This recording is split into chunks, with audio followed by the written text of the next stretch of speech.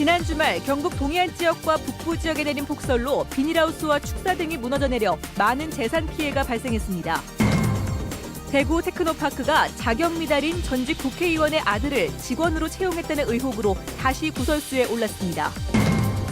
협동조합이 활성화되면서 조합원이 의료기관을 만들고 의료인을 초빙하는 방식으로 운영하는 한의원이 대구에도 생겼습니다. 지방선거를 앞두고 불법 선거 행위가 지난 지방선거 때보다 더 늘어 경찰이 단속을 더욱 강화하기로 했습니다. 네, 여러분 안녕하십니까? 대구 경북 소식 전해드립니다. 강원도뿐만 아니라 경북 동해안 지역에도 기록적인 폭설이 내려 피해가 속출했습니다. 피해 금액이 15억 원이 넘는 것으로 추산되고 있습니다. 140여 개 학교가 임시 휴업하거나 등교 시간을 늦췄는데 제때 통보하지 못해 큰 혼선을 빚었습니다. 김형일 기자가 보도합니다. 무거운 눈더미에 골프 연습장의 구조물이 힘없이 무너지면서 주차돼 있던 차량을 덮쳤습니다. 비닐하우스도 허물어져 정성껏 지은 1년 농사는 허사가 돼버렸고 그칠 줄 모르는 폭설에 추가 피해가 나지 않을까 노심초사하고 있습니다. 오늘 저녁에 만약에 눈이 어제만큼 온다면 아마 막대한 피해가 있을 걸로 생각합니다. 이번 폭설로 비닐하우스와 축사 등 경북 동해안 180여 개 동의 농업시설이 무너져 15억 원의 재산 피해가 발생했습니다. 울릉도 나리분지에는 160cm가 넘는 눈이 쌓였고 포항과 울진 등 산간 지역도 1m 가까운 기록적인 적설량을 보였습니다. 또 경북 동해안 140여 개 학교는 임시 휴업하거나 등교 시간을 놓쳤습니다.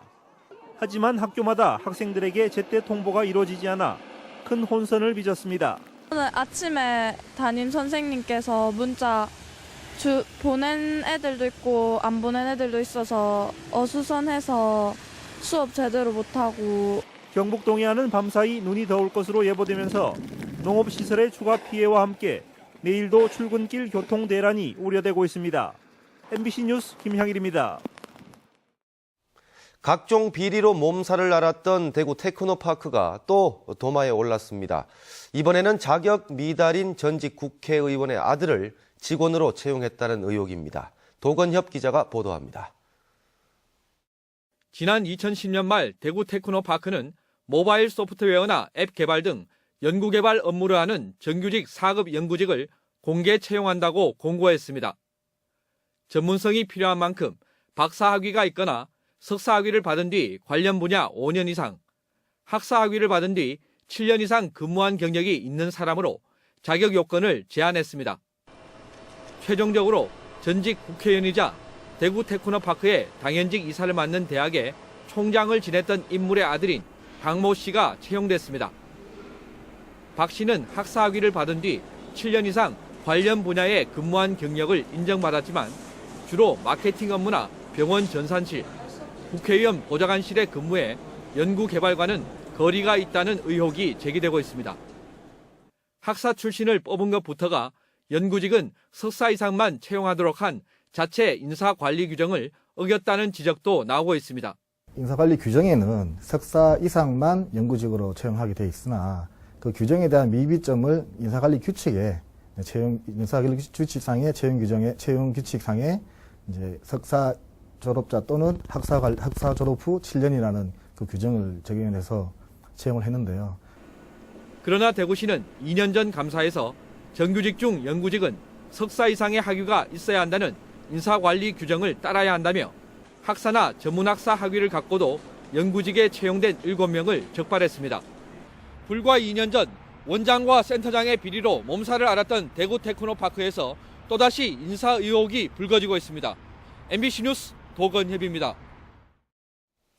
경북지방경찰청은 오는 6월 지방선거를 앞두고 지금까지 선거법 위반으로 17건을 적발해 47명을 수사 중인데 이는 2010년 지방선거를 앞두고 같은 기간에 적발한 8건, 12명보다 건수는 112%, 사람은 291% 증가한 것입니다. 금품이나 향응 제공이 39명으로 가장 많았고 연하장이나 명함 등의 불법 배부, 사전선거 운동이 그 뒤를 이었습니다. 대구시는 지역경제 활성화를 위해 국가기관과 시교육청, LH공사 등과 협력해 신천 재해예방사업과 매호천 정비사업, 달성 2차, 청아람 2단지 아파트 건립 등 올해 발주 물량 3조 2천억 원 가운데 82%인 2조 6천억 원어치를 상반기에 발주하기로 했습니다. 특히 행정 절차를 단축하고 토지 보상 협의를 빨리 하는 한편 용역비 우선 배정 등을 통해 공사를 상반기 안에 발주할 방침입니다. 대구시 교육청은 지난 8일 대구의 한 초등학교에서 발생한 유해가스 중독 사고와 관련해 대구 시내 모든 초중고등학교를 대상으로 가스 온풍기를 점검하고 문제 소지가 있는 난방기를 교체하기로 했습니다. 지난 8일 오전 11시 50분쯤 달성군의 한 초등학교 과학실습실에서 방과 후 수업을 하던 교사 33살 김모 씨와 학생 8살 이모군 등 8명이 난방기에서 새어나온 불완전 연소가스에 중독돼 병원에서 치료를 받았습니다. 협동조합이 활성화되면서 의료기관도 조합 형태로 운영할 수 있게 됐습니다. 의사가 주체가 아니라 조합원이 의료기관을 만들고 의사를 초빙하는 형식인데 영남권에서 처음으로 대구에 이런 한의원이 생겼습니다. 이태우 기자가 취재했습니다. 대구 시지 아파트 단지 인근 상가에 자리 잡은 이 한의원은 대구시민의료생협이 지난 1월 문을 연 병원입니다. 의사가 주체인 의료기관이 아니라 환자 중심의 의료기관을 꿈꾸던 조합원 400여 명이 개설자금과 운영자금을 마련했습니다. 진료를 맡은 한의사는 월급이사, 함께 이루는 건강 공동체를 만들자는 취지의 뜻을 같이해 동참하게 됐습니다.